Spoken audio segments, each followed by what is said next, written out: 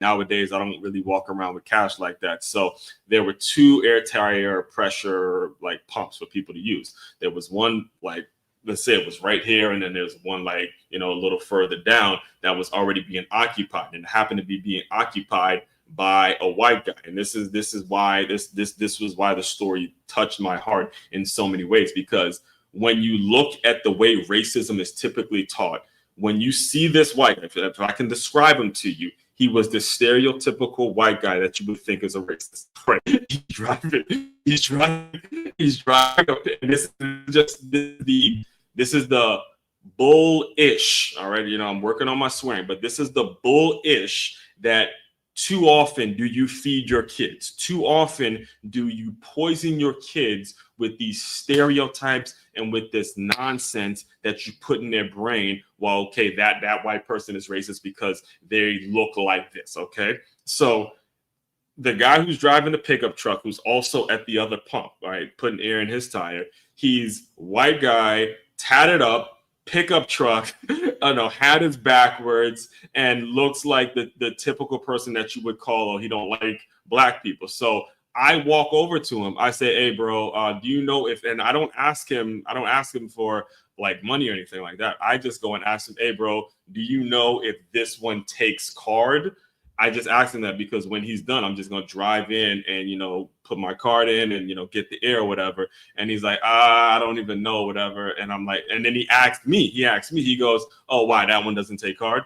And I'm like, nah, bro, don't take card, but I'll wait for you to be done and then I'll move up, because I actually think that when he did use the take card. So I was just going to wait for him to be done and I was going to move up. And then he goes, oh no, I think I got 4 quarters. I think I got $1 to loan you in 4 quarters or whatever. And then he goes in his car, folks. All right, he goes in his car. He stops what he's doing. This is a guy in the middle, just like me in the morning. He's rushing, he's doing whatever. He goes in his car.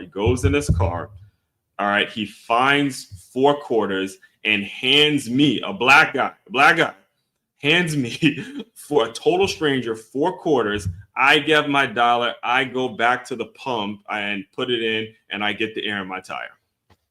A white guy did that.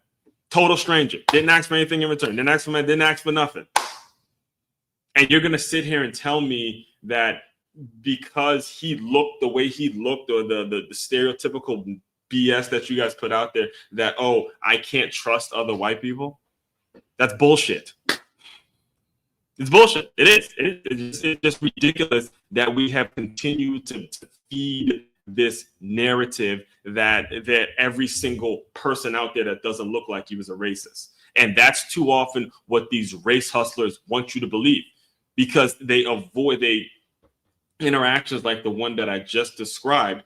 That leads to actual accountability. That leads to you no longer being victim. That leads to you getting out of your comfort zone. Right. That leads to me, what I think about everything I actually had to do for that interaction. First of all, I got to go and approach a total stranger. That develop, those soft people skills that everybody needs to survive. And, if you're in a gym, you got to, go introduce yourself to somebody. Or if you're starting a business, you got to go talk to strangers. You have to actually step out of your comfort zone and speak to someone that you may not know, or whatever it is. I had to do all those things. And then I was able to, again, get rewarded. Luckily or fortunately, he had 4 quarters that he didn't have a problem lending me, and moved on from the situation. I got the air in my tire. And I remember as he pulled off, he just, waved his hand and wished me luck and all that. Nothing in return. Just like that.